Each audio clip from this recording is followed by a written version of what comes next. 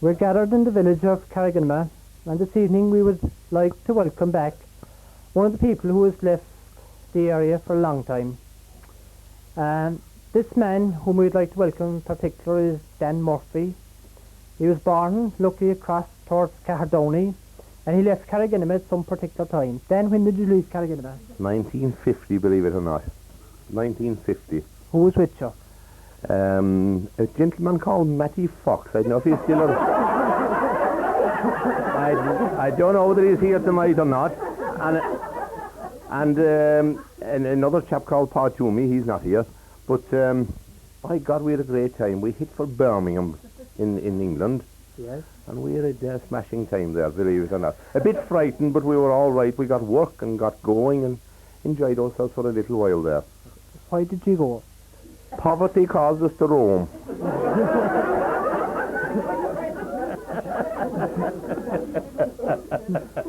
Thinking back now then, what struck you most when you landed in England first? Well, I'll tell you something. I got the shock of my life. I couldn't believe it that England... I had a lot about it. It was such a lovely place, and when I got there I couldn't believe it. One little bit of it.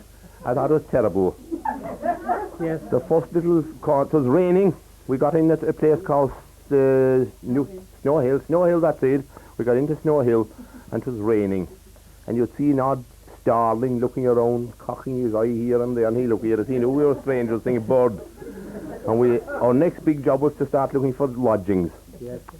Great God, we got on this bus anyhow to Green Lane. Somebody said Green Lane was a great place to get lodgings. Christ was full of blacks.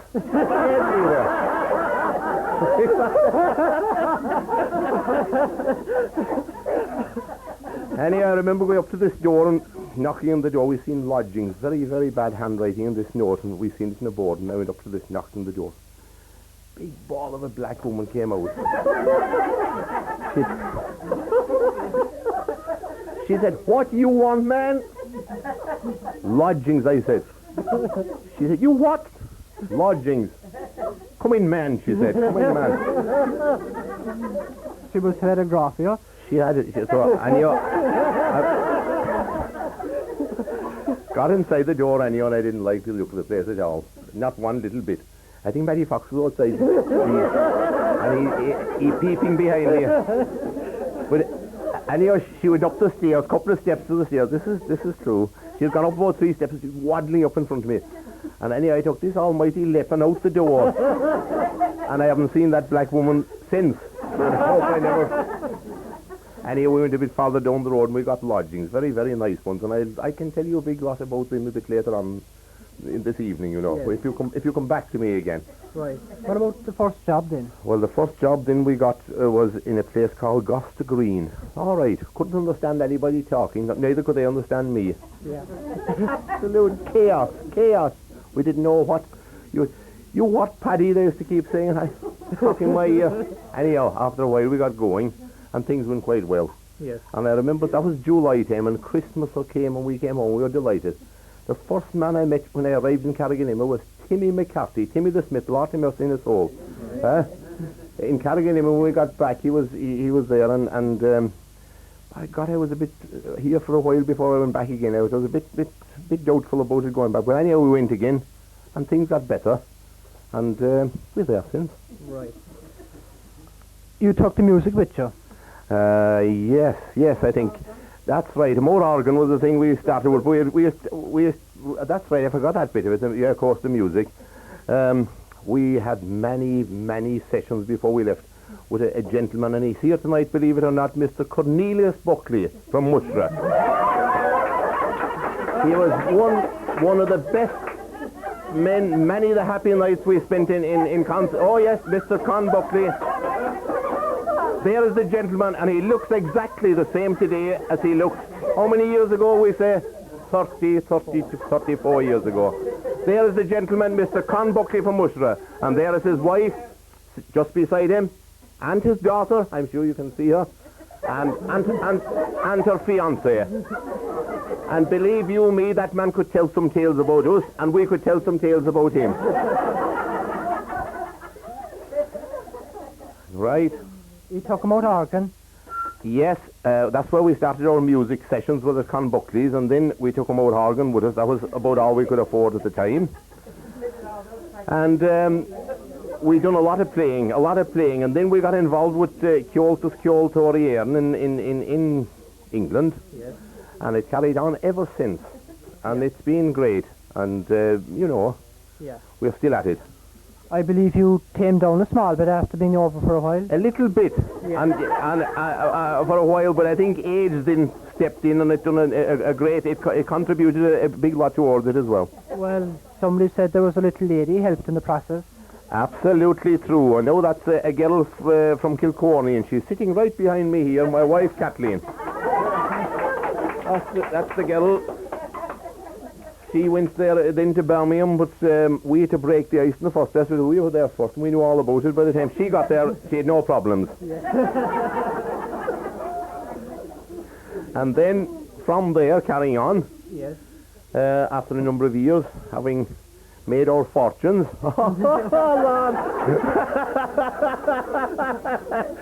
we decided to return to Ireland and get married. Yes. And that again, I won't forget for many years. I tell you that, because I mean, the eve of the wedding was unbelievable in Youghal. We got married in the Strand Church in Youghal, and we had one hell of a night the night before. I remember, I'll never forget it. But anyway, we got over that. Then we went on our honeymoon and toured Ireland for about 4 weeks, I think. Wasn't that right? Yes. And ever since then we've been rowing. So.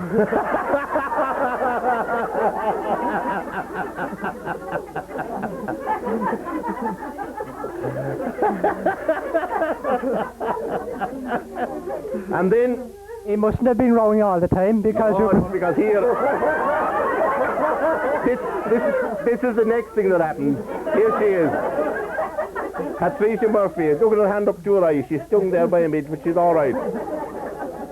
Anyhow, she arrived and carried on, went to school. Well, she wasn't quite going to school really. She was playing about. And the next thing, Angela, this little girl here, arrived. But carrying on with Patricia, she went to school, got on very well, done very well, and then took a very keen interest in the Kjoltas music again. Yes. She joined the South Birmingham branch of Kjoltas Kjoltorieren at about the age of, I don't know, about 8 or something like that. And she's now 17, and she's still going strong with Kjoltas and still playing. Angela, in turn, when the time came along, she got into traditional singing. They won stacks and stacks of medals and various things, and they still carry on with it to this day, doing very well.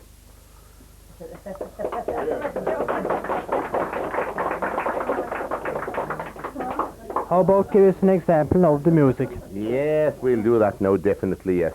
What will you play? We'll play a couple of polkas, and I would like Patricia to join me, and we'll give it some stick. So everybody take... Yeah. Okay, Patricia, where you go?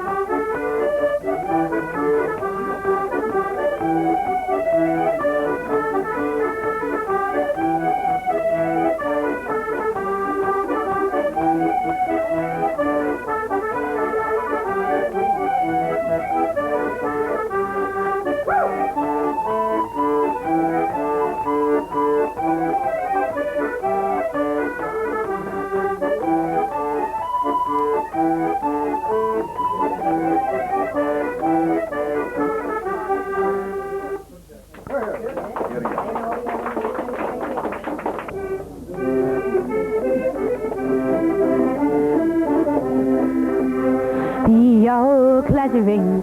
It was my grandmother, she wore it a lifetime and gave it to me all through the long years.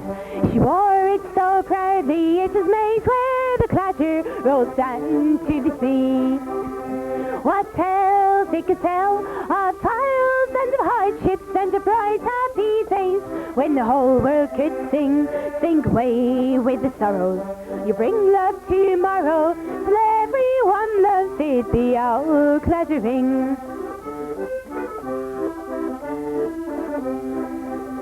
With the crown and the crest to remind us of honour and clasping the heart that God's blessing would bring, with the circle of gold of his kept arms contented with true love entwining, the owl clattering.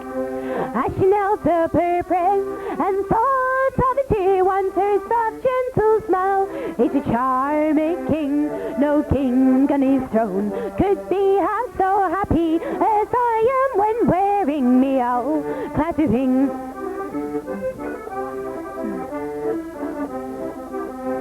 It was her gift to me, and it made me so happy. With this on my finger, my heartbeats would ring. No king on his throne could be half so happy as I am when wearing me owl clattering.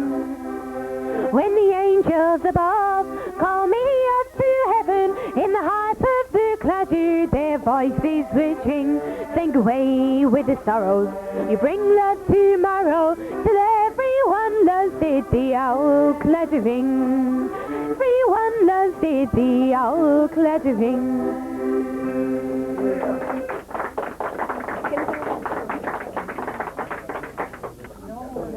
Ty Callan wants to join in the fun, and he said he'd sing for us the Homes of Donegal. So away with you, Ty. Here you Ty. I just stepped in to see you all. I'll only stay a while. I long to see how you're getting on. I want to see you smile. I'm happy to be back again. I greet you great and small, for there's no place else on earth just like the Homes of Donegal. I always see your happy faces smiling round the door, the kettle boiling on the crook as I stepped up the floor. And soon the teapot filling up, your cups as far from small, for your hearts are like your mountains in the Homes of Donegal. To see your home at parting day, of that I never tire, and see the porridge boiling on the big pot on the fire, the lamp alight, the dresser bright, the big clock on the wall. Oh, a sightful scene, a celestial scene, the Homes of Donegal. Outside the night wind shrink and howl, inside is peace and calm. The picture on the wall up there, our Saviour with the Lamb, in hopes of wandering sheep like me, and those that rise and fall. There's a touch of heavenly love around the Homes of Donegal. I love to sit along with you and while away the night, with tales of love and fairy lure beside your fire so bright. And then to see prepared for me a shakedown by the wall. There's a post for weary travellers in the Homes of Donegal. The time has come When I shall go, I'll bid you all adieu. The open highway call me back to do the things I do. And when I'm tramping far away, I'll hear your voices call. And someday, please God, I'll soon return to the homes of Donegal. While Tyke was singing about the homes of Donegal, we were thinking about some of the people who've come back to look and admire the homes of Carriganima. We were speaking earlier to Dan Murphy, and one of the people who went to England at some particular stage with Dan was his sister. When did you go with Dan, can you remember? Well, then I'll have to give you the days, the times, because it's so long back I can hardly remember. Where did you go to, Nora? Birmingham, Birmingham. for a start, and I started to work in a factory there. Yes. And then I went to London, met Yes. my husband, and got married in London. Then set up home in Reading, and I've been there since. And you have some of the family with I you? got 2 children, my daughter Anne and son Dermot. Yes. And I believe they have brought some of the music and the dancing my with them? daughter used to dance. She's given it up recently, but she's done a lot of dancing. She's done pretty well at the dancing. Yes. And even though her name is not Murphy, it's Finnerty, Yes. her mother's name is Murphy. Yes, yes. And we're going to get the Very two... proud of it. Yeah, I'm sure. We're going to get the 2 first cousins together. Patricia's going to play it, and Anne is going to dance the hornpipe.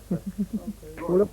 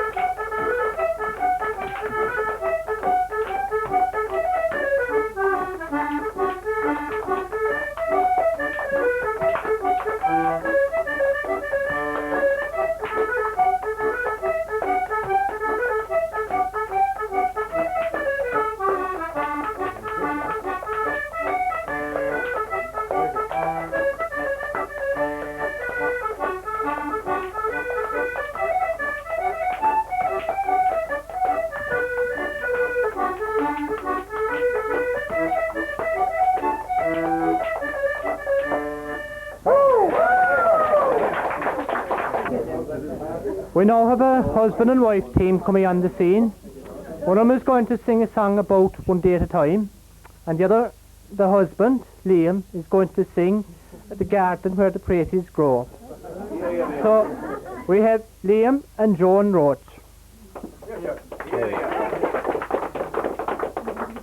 Have you ever been in love, me boys, or have you felt the pain? I'd rather be in jail myself than be in love again. The girl I love was beautiful, I'll have you all to know, and I met her in the garden where the praties grow. Oh, she was a walking beauty, she was a film star. She used no paint, no powder, but linseed oil and tar. She wore no necklace diamonds, but her father's collar bow, and she lost them in the garden where the praties grow. Now her father was a blacksmith, he made horses, shoes for cows. He also made tin whistles and rings for pigs and sows. He used to make false teeth as well, but that was long ago, and she lost them in the garden where the praties grow. I can't do it. Oh, her hair was like a mattress, her eyes were navy blue. She hadn't a single tooth nor head since 1892. She also had a wooden leg, but how was I to know till I caught it in the garden where the praties grow? Oh, now I'm glad to tell you, sweet Kitty passed away. Now she's sprouting daisies mid the clover and the hay. My troubles are all ended and I've captured all her dough. Made the divil tittle kitty where the bread is. Here we are,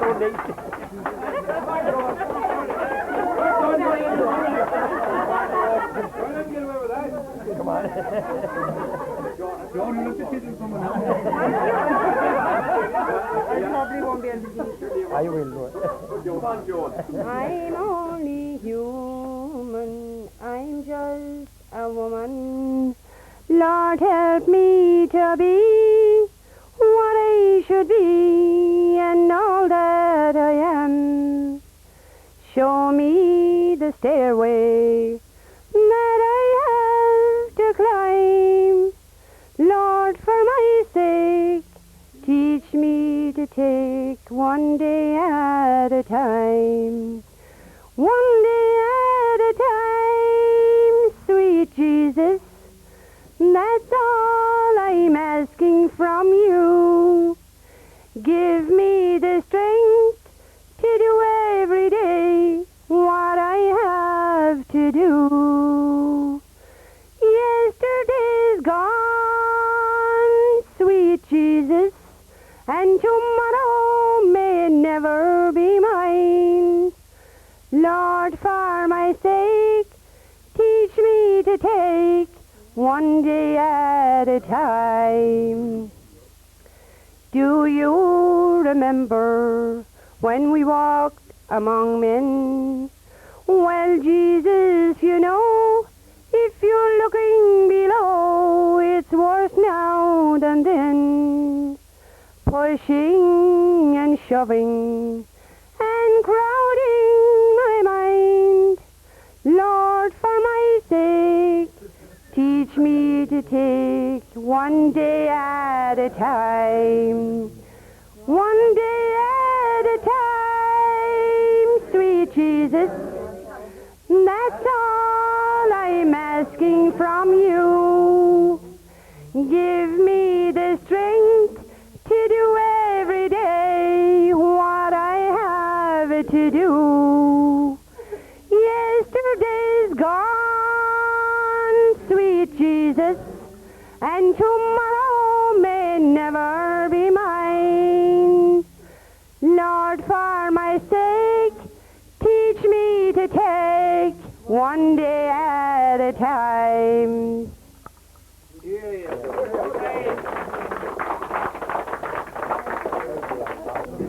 Thanks very much, Joan and Liam. Well, not all the people we are going to meet tonight immigrated and did not return only for holidays. The next person we're going to meet is known to you and me as Joram Healy Cron, but his address wasn't always Cron. In fact, Joram went abroad for a while. Where did you go to, Joram? The first place I went to was Toronto in Canada. Sorry to interrupt you now. Yeah. Where did you go from? Oh, from Shannon, New York. I left Came, I suppose. Came Mill Street, actually. Yes. In Shannon, New York, and into Toronto. Yes. Was there somebody with you? There was a man by Dennis Healy from Oban. He's still out there. He's still out somewhere in Canada. And he hasn't come back since. I only spent about 2.5 years there, actually. Yes. And What was your first job? well, the first job I got, I got a job one day, and when I went to work the following day, I couldn't find it. That was my biggest problem. But I got...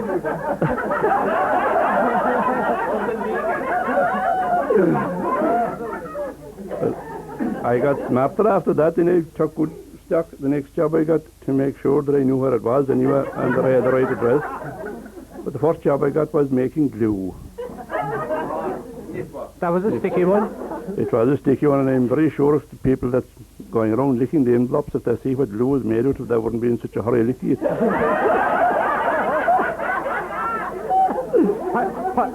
What went into it, Joram? Oh, pig's crow beans and all that sort of, bones and all that sort of rubbish. Other things mixed up with it.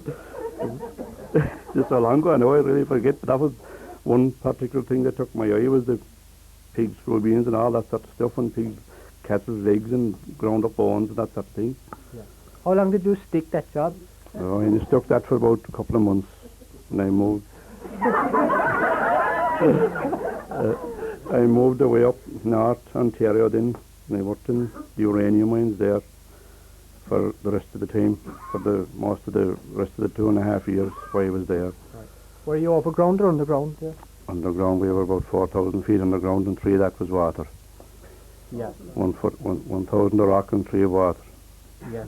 No, the other way around, oh sorry, it was 1,000. So the other way around, It was 3 water. 3 water, no, one, it was 3, it was, the other way around. He met rock last anyway. We went down we were down 4,000 feet anyway, and there was 3 of that water, and the rest, the other was rock, the rest of it was rock, as the lad said. Right. What sort of shift work did you do? Well, from, as the lad said, from 8 to 4, from 4 to 12, and what we call graveyard, from 12 to 8. 3, you know, we worked all around the clock, like, you know, Yes. different weeks, every second week, like, you know. A week on and a week off. Yeah. And how long did you stay in the uranium mine? I stayed there for the most of the you could say the 2.5 years thereabouts, and I left in, and I struck back for Chicago. I went back to Toronto, and I took a plane from that to Chicago, from that to Oklahoma, from that to from that to Los Angeles, and from that to San Francisco, and I rested there again for the rest of the time. So I worked in a brewery there in Oakland, in California then, for the most of the time. Well, I worked with the PG&E, that's the Pacific Gas and Electric Company, for about 6 months, and I worked the rest of the time in the brewery. Well, the part of it I was into was making yeast, I was. Yes. And I packed my bags after that then, and I took the plane, and I struck for New York and Shannon, and I ended up in Carriganima. You skipped a bit there now in the middle. Where did you meet the lady alongside you? Oh, God. When you come back, that's where all the girls will be watching you. So.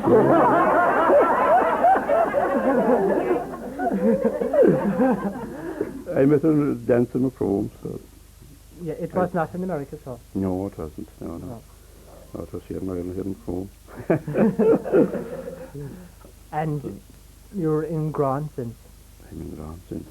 Right. That's right. You're going to sing a song for us? But I'll sing somebody with chewing free, I suppose, to satisfy. I don't know how we'd all on that, right? But not good, no. What's the name of it? My mother's last goodbye. Fair enough. On your own time. Free. I don't know how we'd all on that, right? But not good, no. What's the name of it? My mother's last goodbye. Fair enough. On your own time. When I was but a wee young lad, with never a thought of home, like many another foolish lad, I thought I would like to roam. My good old Irish parents, they thought a lot of me, till one fine day I started out for this wide, wide world to see. My wearied hands are blistered from toiling cold and heat, and oh, to swing aside today through fields of Irish wheat. Had I my choice to wander back, or won a king's abode, I'd sooner see the hawthorn tree down the old walled road. My mother died last springtime, when Ireland's fields were green. The neighbour said her waking was the finest ever seen.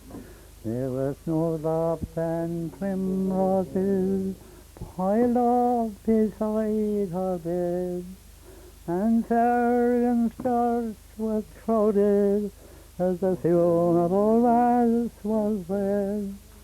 But here was I in Broadway, just building bleached by load, as they carried out her coffin, the old bar road. I have no words.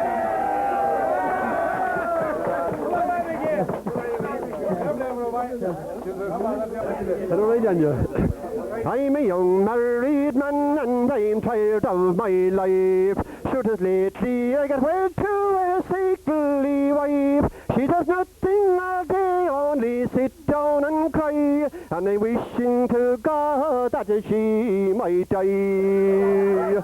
A friend of me on came to meet me one day. He taught me wife, she was pining away. He afterward taught me that she might get strong. Sure, if I get a bottle from my dear Dr. John. Oh, doctor, oh, doctor, oh, dear Dr. John. You're a cod lover, really so pure and so strong. I'm afraid of my life, she'll go down in the side. If your wife does not drink it, you're cod lover, Ryle. Now I got her a bottle, oh, just for to try. Sure, the way that she drank it, you'd swear she was dry. I got her another, she vanished the same. Oh, you swear she had a cod liver island of bread.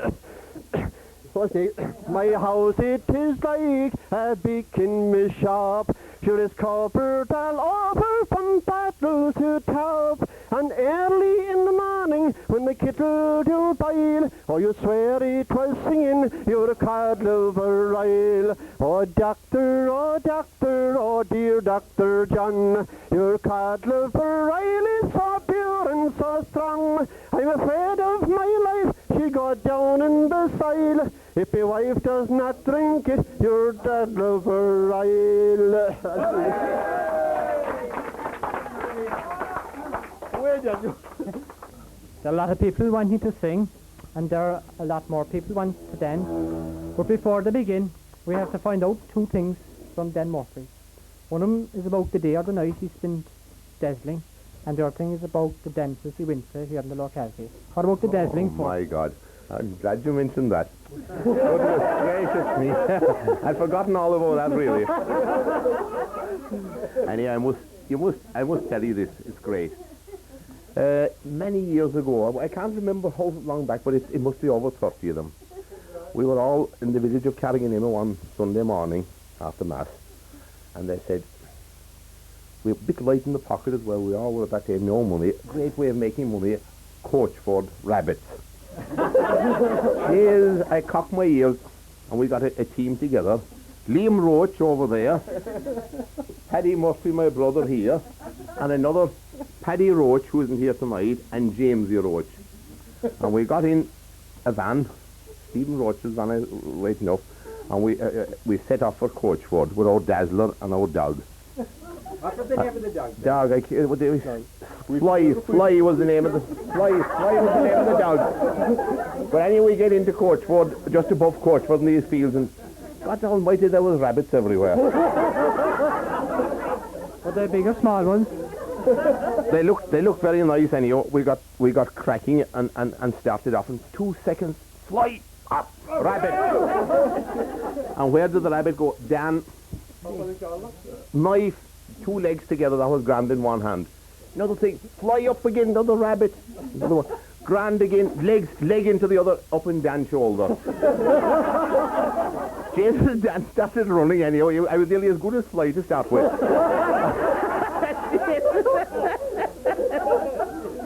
The next thing, anyhow, I found quietly that this weight was coming onto my shoulders and Fly was running, nothing on his back.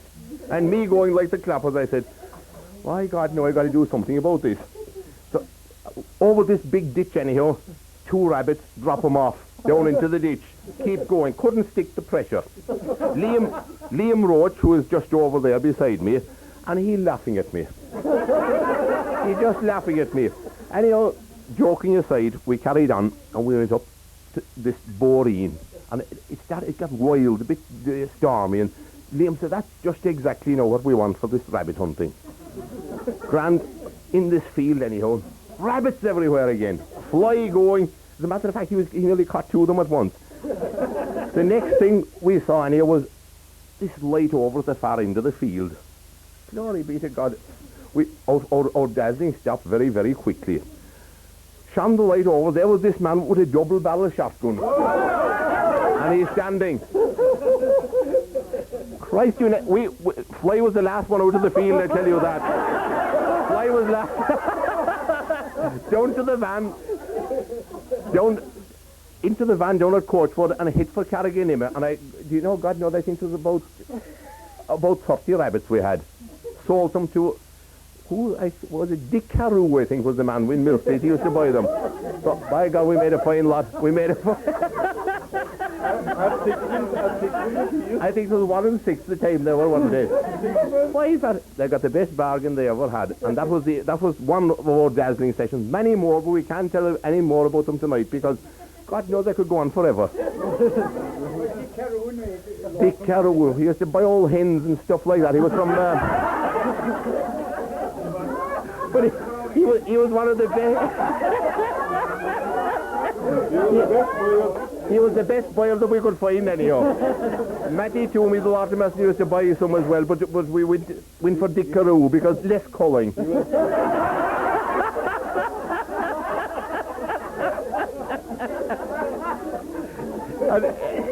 Anyhow, that was the end of our rabbit session and our dazzling. But I must tell you a very, very good one. And this is very, very, very good altogether. We went another night, getting away from dazzling rabbits, we went chasing women.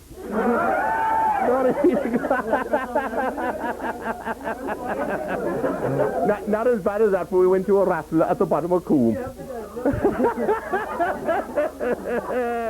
There was a raffle on at Toomey's at the bottom. Mike Hughes was it? At the bottom of Coombe. I'm sweating, God of. Oh, good Lord. But anyhow, that's all right. Sweat away. Anyhow, we went to this raffle again on the back of an open truck. Paddy Roach's lorry. A crowd of us in the back of it into this raffle at the bottom of Coombe. But anyway, we get there and everything was going grand. Everything was flying and dancing went on, and they were actually a pig, wasn't it? A small pig, wasn't it? Yes, little bonnet. Little bonnet. But anyhow, we carried on with the car play and everything well. The dancing was going great, and we were in a little room. Paddy, Liam, Paddy Roach, and a few others. And we were at this table, and we were getting very excited because we were after winning a couple of lots, and we were going on well towards the thing. And next thing, there was this almighty bang. Christ, the leg of a bed came through the ceiling of the room.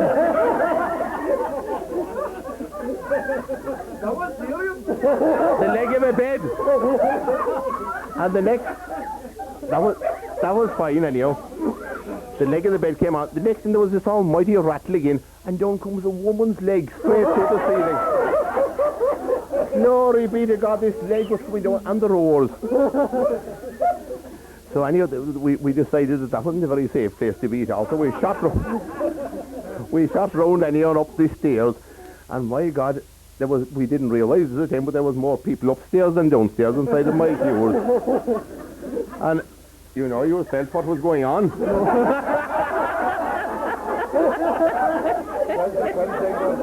Couldn't say their prayers there, well, I can tell you that.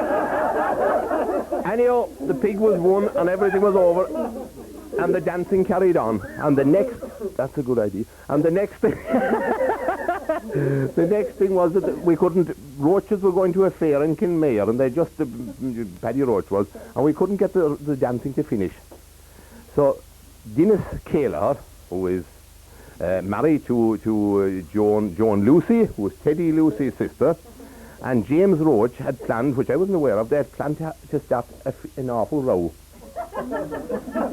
Glory be to God, out in the yard anyhow, didn't we see these two lads, and they're pelting one another. And everyone rushed out, and there was me trying to stop them, and we never realised what was going on. I can tell you, that the dancing soon stopped, and Mike Hughes said, for God's sake, will you all go away home out of here? They put out the lights. And roaches went off to their fair in Kinmare. And you know, I'd come back to Carriganima before I realised what had gone on. They were after doing it so well. And there was me trying to part Gina Scaler and James Roach, and I was dead certain that there was a real row. But very eventful night it was, and we all got back safe and sound, and you know, no problems. You were in the lorry that night? We were in the lorry, yes, but we came back by other means, you know, because I remember Paddy Roach was going to Kinmare, but how we got back now, I'm just trying to think. Somewhere we got back anyhow. Where did you go on the baby Ford? Oh my God, that's another story. Yeah, many places. We had very narrow shaves in the baby Ford. It's a bit difficult when you're going about with a baby Ford and no brakes in it. You know, as a treacherous lad. Jimmy the Smith said that it was a cab only with a place of state and punishment. Yeah. Where some baby Ford suffer for a time before they're going to be trapped. And that was definitely true. That was definitely true. It's a real pity that James Roach wasn't here tonight, because we could tell many tales about him as well. You see, he had very many happy, very eventful days as well. There were very Fords in Cahir at the time. 5. There was indeed, yes. Was? Yeah. Right. God, there was. Didn't care her. Dennis had one. You had one. 3. Ginny Haley had one, and Mikey Kerr had one. So like they were all baby scrapped. Ford. All scrapped. But they got us around, didn't they? They just got us going. Where were the other dances held that you went to? Oh my God, Copley Bawn. We can't forget Copley Bawn, can we? Jerry Taylor. Well, many a lovely evening. We were at Copley Bawn. I remember the evening. Another good tale. Dennis, was it Jerry Horgan that pulled the tractor onto the stage? I remember one evening he came from Cron with a few beers in. We were lined up for the siege of Innis, and a fourth and major approached us. Glory be to God, we had to leap out of the way. And get off the side, and he parked his tractor right up in the middle of the platform. Arrived from Cron, few pints, you know, that type of thing. And it took an awful lot of persuasion to get him to take it off anyhow. another very eventful evening that one was. Oh, sure. Con Buckley's was the best of the lot. Con, obviously, Con is listening to me again. I mentioned him a while ago, you know, but we had many very eventful nights at Con's. It was kind of the palace of dancing, the home of dancing. There he is again, the same man over there. Can you remember the good old days, Con? He said, Con used to be looking out for me with my baby Ford coming up over Mama. Very uneasy if I didn't arrive. But we never let you down, did we, Con? We always got there sometime. No matter what it was, we always made it. As a matter of fact, Con's daughter has been with us for the past few days as well. You know, we've had a very good time with Joan, Con's daughter, who is a school teacher down in Youghal, and going very well. Very nice lady, Joan's daughter is. And she used to be there at the time. And his other daughter over there as well used to sing for us at that time. I hope she'll sing for us here this evening as well. You talk about the dances you went to now. What about the coming home? Oh, the coming home bit. No, that's very serious bit. You can't really say a lot about that, because if they started talking about that, my God, it'll go on forever. Some of the dances went on till nearly morning, did they? Does he really? Yes, some of them went on till morning. They all. What do you mean some of them? They all went on till morning. We never got it done. What time did you start, Neil? Oh, we started about midnight, I would say, and it'd go on then any time next day. It would be, you know, if you got away at about 10 o'clock next day, it'd be all right.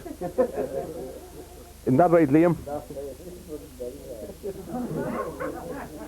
Well, oh yes, the dances were great.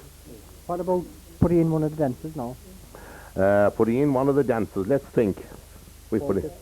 Oh yes, of course. We had a great platform of our own back in Pike at one time, just by Sonny Cotter's, and a gentleman from Ballavourno. His name was Cooley, was it? Johnny the He used to come with his bicycle and his melodeon up in the back, and play for us. At that time we were only young. We were too busy organising the arranging the platform and things like that, and he got the full takings, the evening's takings. That was his pay. If there was £1,000, Johnny Dean got it.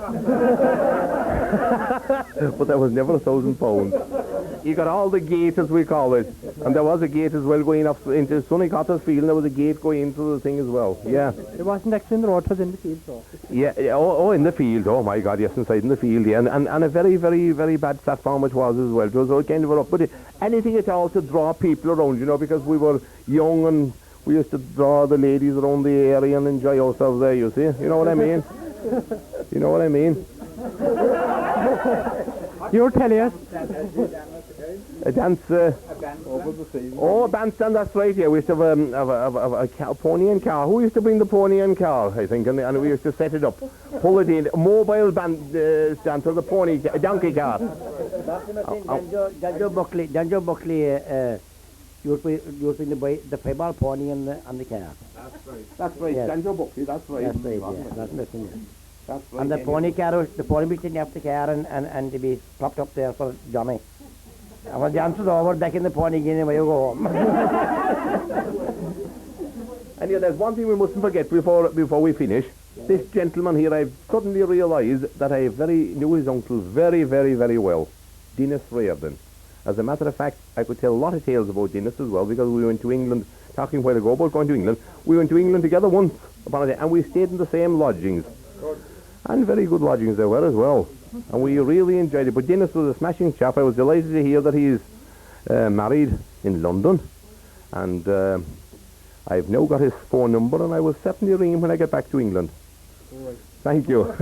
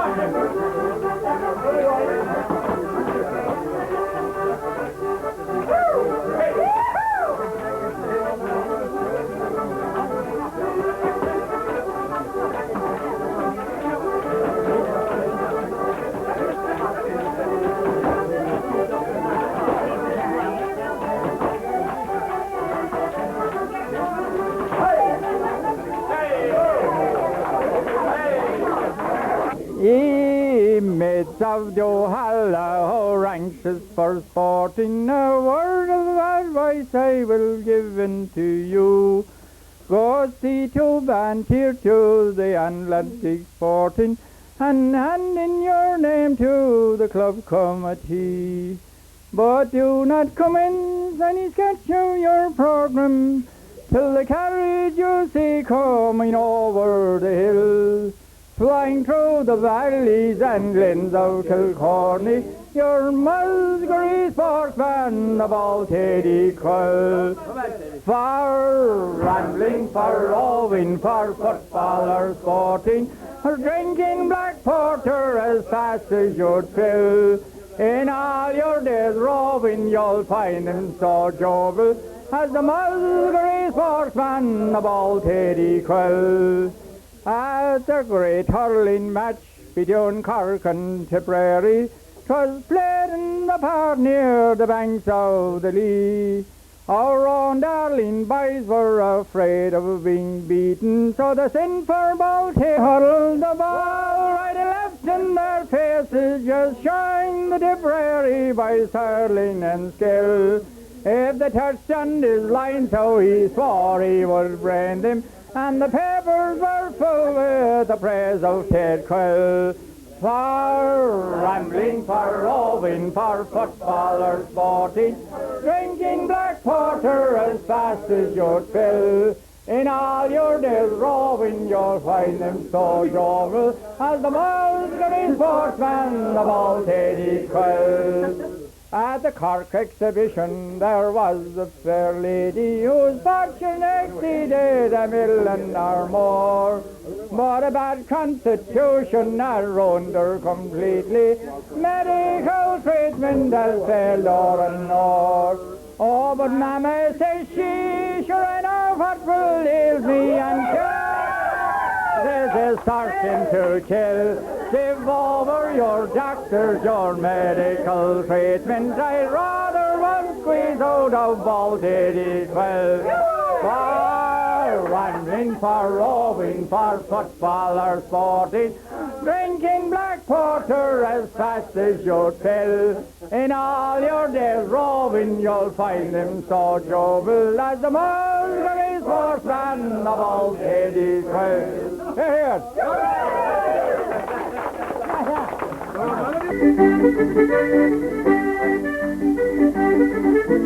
here.